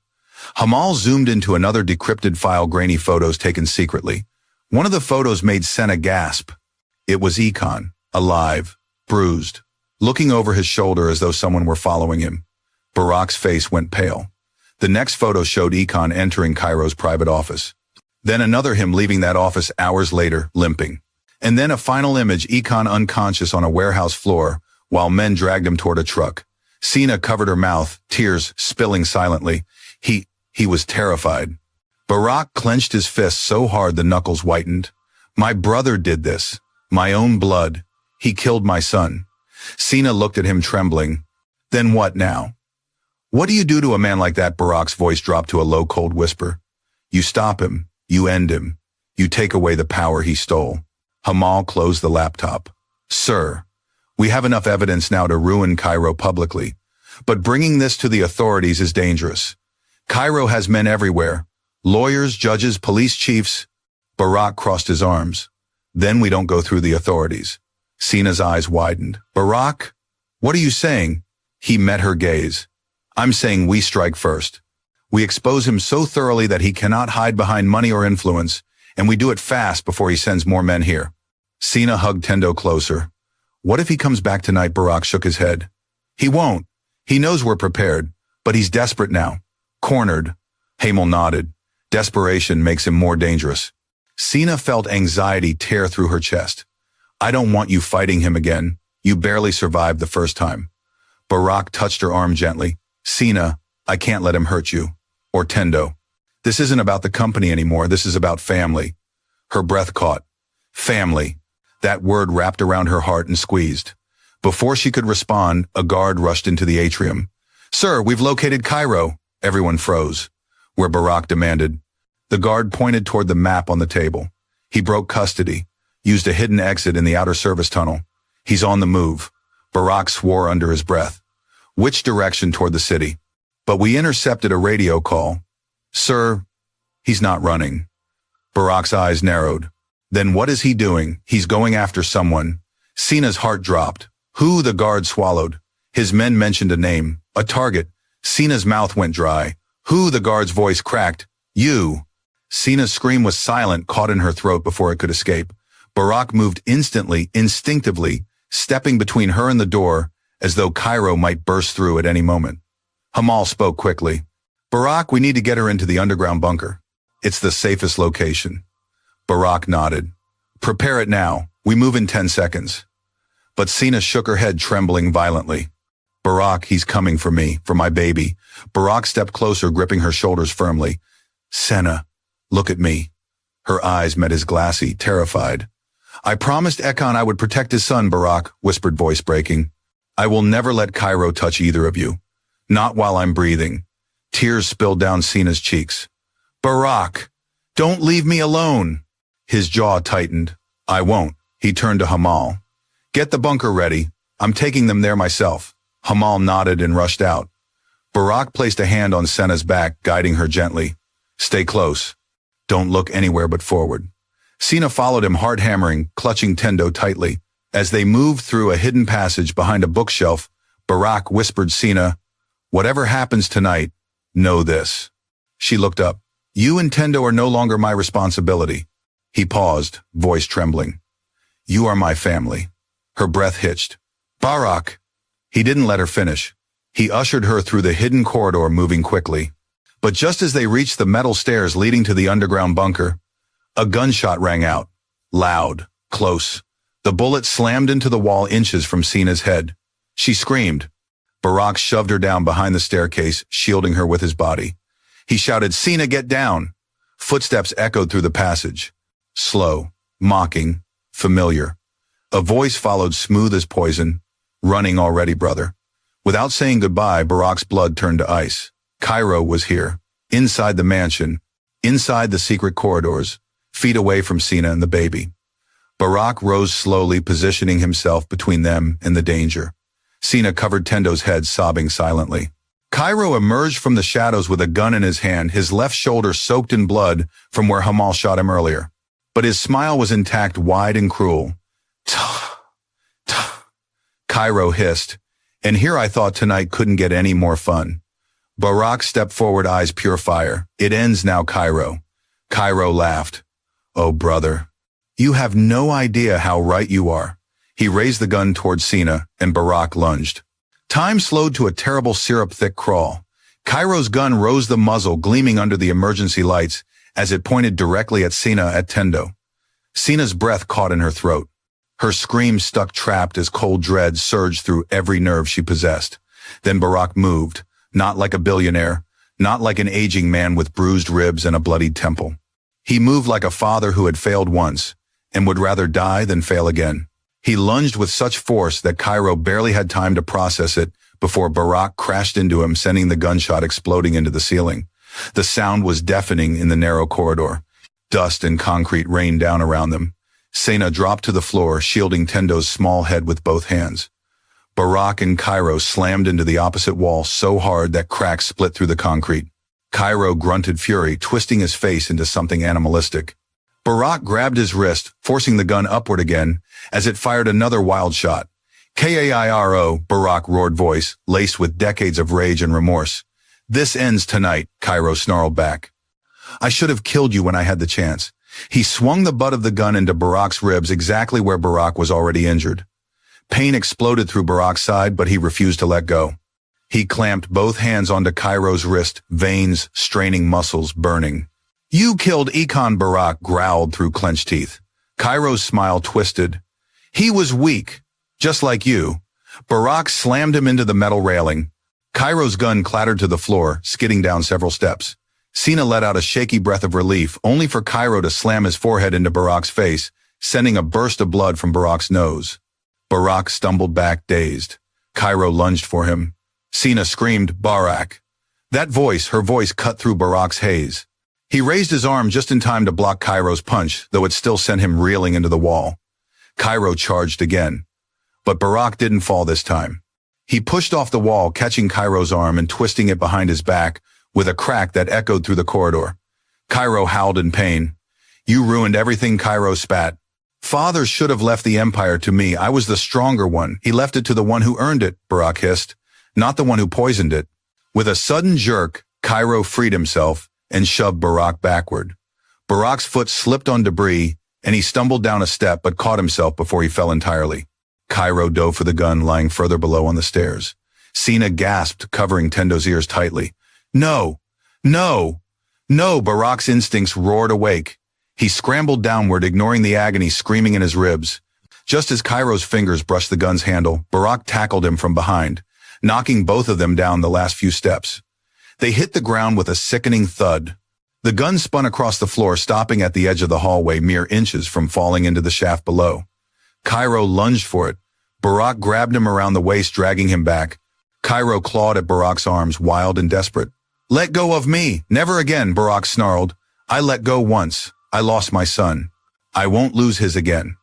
Cairo twisted violently, throwing an elbow into Barak's jaw. Barak staggered. Cairo dove for the gun again, and Sina suddenly cried out, Barak, behind you. Barak turned just as Cairo raised the gun. Time fractured. Tendo began to cry. Sina's scream tore through the corridor. Barak saw the gun's muzzle flash. A shot rang out. At first, no one moved. Barak blinked, chest tightening, bracing for pain. But nothing hit him. Cairo's eyes widened as he looked down at his shoulder, another shot wound bleeding through his suit. Behind him, Hamal stood at the top of the stairs, gun raised. His voice thundered through the space. Don't touch my family. Sina burst into tears. Barak exhaled shakily, relief overwhelming him. But the fight wasn't done. Cairo coughed, spitting blood. You think you've won? Barak stepped forward slowly, looming over the man who caused unspeakable damage. It's over, Cairo. Cairo laughed, a harsh, bitter sound. You have no idea how deep this goes. I built alliances. I planted people in your company. You can't take them all down. Barak said nothing. Hamal answered instead. Actually, we can. He tossed a tablet toward Barak. The screen displayed every decrypted file. Barak crouched, grabbing Cairo by the collar. We have your network, Barak said coldly. Your bank accounts. Your bribed officials. Your messages ordering Ekon's death. Your threats against a child. Cairo froze. And by dawn, Barak continued, the entire world will know. Cairo's voice cracked with sudden panic. You can't, Barak. Please, Barak, repeated incredulous. You're asking for mercy now. After everything, Cairo swallowed, hard voice trembling. I'll disappear. You'll never see me again. I swear. No, Barak cut in sharply. You don't get to run from what you did. Hamal radioed the guards. Bring the police commissioner. The non-corrupt one. Yes, sir. Cairo's face crumpled into fury. You think you're better than me, Barak. You're not. You let your son die. You abandoned him. Barak's breath hitched a wound deeper than any bullet could give him. Then he straightened. If I was weak before, Barak whispered, I'm not anymore. He stepped back. Take him. The guards dragged Cairo away as he screamed threats, sobbed, cursed, then screamed more as the corridor swallowed him. Silence settled. Barak stood there, breathing hard, his body shaking with pain, adrenaline, and the emotional storm that nearly drowned him. Sena approached slowly, carefully, tenderly. Barak, she whispered. He turned toward her. She placed her free hand on his cheek. You saved us, she whispered, voice thick with emotion. You saved me. You saved Tendo. You saved yourself. Barak's eyes softened, then glistened. He looked at his grandson nestled safely in Sina's arms. And for the first time, he let hope crack through his grief. Thank you, he choked, for giving me a chance to fix what I broke. Sina stepped closer, touching her forehead to his. You didn't fix it alone, she murmured. His hand moved to cup hers. You helped me, he whispered back. For a moment, the world disappeared, and it was just them. Broken people, healing together, protecting the future, sleeping in her arms. But Barak's strength finally gave out. His knees buckled. Sina gasped. Barak Hamal rushed forward. Sir Barak collapsed into Hamal's arms, eyes rolling back. Get him to the medical wing, Hamal ordered desperately. Now, Sina covered her mouth, trembling. Tendo cried. Barak's unconscious body was lifted by two guards, and as they carried him away, Sina whispered through her tears, Come back to us, Barak. Don't leave us now. The corridor echoed with the sound of her heart breaking, but the battle was not over yet. Barack's body went limp in the guard's arms, his head slumping to the side as they rushed him down the dim hallway. Blood streaked the front of his shirt, soaked into the torn fabric, leaving a dripping trail behind them. Each step echoed like a countdown, slow, heavy, terrifying. Sena followed close behind, trembling so violently her teeth chattered. She clutched Tendo against her chest, her breath ragged. The sight of Barack unconscious, this man who had stood like a mountain between her and death, shattered her in a way she never imagined possible. Hurry, Hamal barked, his voice tighter than she had ever heard it. Get him into the med bay. They burst into the mansion's medical wing, a pristine room lined with equipment, sterile lights, and emergency supplies. A team of doctors rushed forward. Lay him on the table. Get IV lines ready. We need to stabilize his blood pressure. Sena hovered near the doorway, unable to breathe, as they placed oxygen over Barack's face, inserting tubes, checking his heartbeat, cutting away the rest of his blood-soaked shirt. His chest, battered with bruises from the fight, rose shallow and weak. Is he going to die? Sena choked out. One doctor looked up briefly. We don't know yet. He's lost a lot of blood. He has cracked ribs. Possibly internal bleeding. Her knees buckled. The world tilted dangerously. Hamal caught her arm and steadied her. His voice softened. Sena, he's strong. He survived worse. No. Sena whispered, tears spilling. This time he wasn't fighting for himself. He was fighting for us. She stared at the man lying on the operating table, Barack Mufasa, a man she once feared, then distrusted, and eventually needed. A man who could have ignored her that night at the gate. A man who could have walked away from Econ's past. A man who had chosen instead to bleed for her child. Tendo whimpered softly, sensing her distress. She kissed his forehead shakily. It's okay, my love, she whispered through tears. Barack will be okay. He has to be. But inside, fear gnawed at her like fire. Doctors barked orders. Machines beeped in frantic rhythms. The room became a storm of movement, gloves snapping, metal clattering, voices rising and falling. Sena stood frozen, hugging Tendo, watching helplessly. Minutes passed. Then an hour. Hamal paced like a caged animal, muttering coordinates, checking his earpiece, coordinating with the guards. But even he kept glancing toward the surgical curtain, with worry etched deep into his features. Finally, the lead doctor stepped out. Sena's heart slammed against her ribs. Is he? He's alive, the doctor said. Her knees nearly gave way, but his condition is critical. He must rest. No stress. No sudden movements. No emotional shocks. Any of those could push him into cardiac arrest. Sena nodded rapidly, tears streaming. I'll take care of him. The doctor hesitated, glancing between Sena and Tendo. He asked for you before going under. Sena's breath caught. Me. Yes, you. The doctor's tone softened. You and the baby. Hamal exhaled shakily, relief breaking across his expression. Can I see him? Sena whispered. The doctor nodded. 1 minute only. Sena stepped toward the curtain, heart thundering. She pushed it aside gently, and her breath hitched. Barack lay on a hospital bed, pale as the sheets beneath him. Oxygen tubes rested in his nose. A heart monitor beeped steadily at his side. His chest rose faintly, each breath a fragile effort. But his face, even beaten, even bruised, still looked like strength, still looked like the man who had saved her life. Sena approached slowly, tears falling. Barack, she whispered, sinking onto the chair beside him. His eyelids fluttered. Is Sena, he murmured weakly, voice hoarse.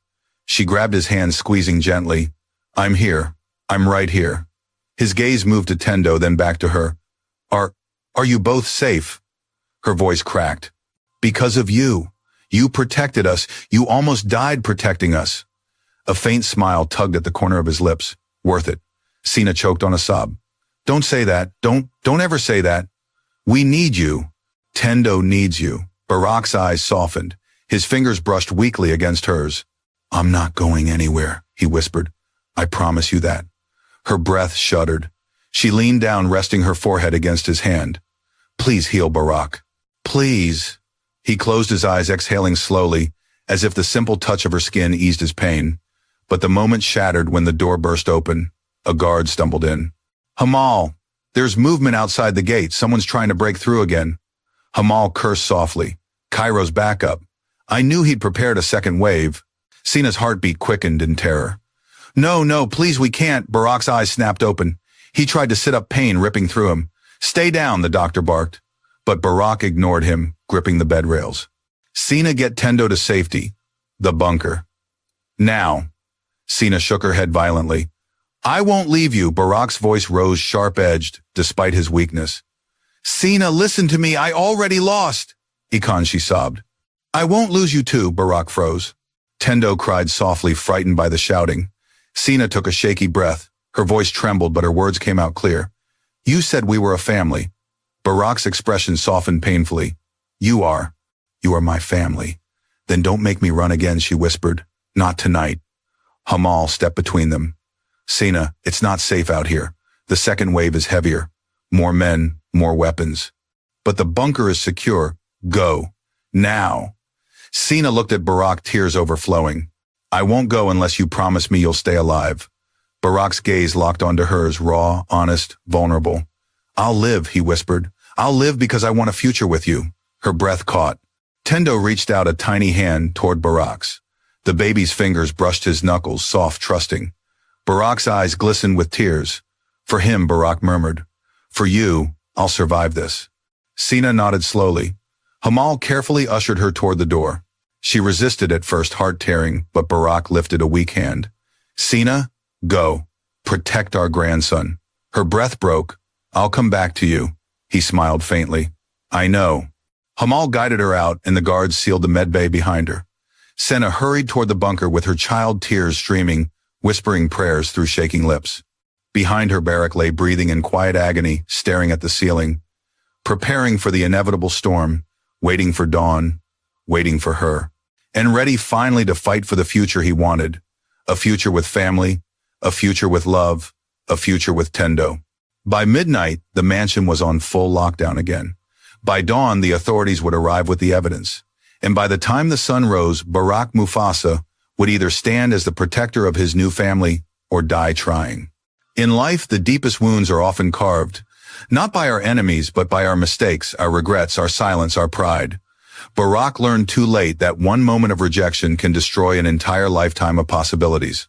Yet life in its quiet mercy sometimes gives us a second chance wrapped in the most unexpected form. Tendo became the bridge between what Barak lost and what he could still protect. Sina became the reminder that love is not found, it is chosen, fought for, and nurtured. The true lesson is this. Family is not defined by blood alone, but by the courage to stand for one another, to choose forgiveness over fear, and to build hope from the ruins of the past. If this story touched your heart, share your thoughts in the comments. Tell us where you're watching from and what time it is there. And if you love emotional African folktale dramas, feel free to subscribe for more powerful stories.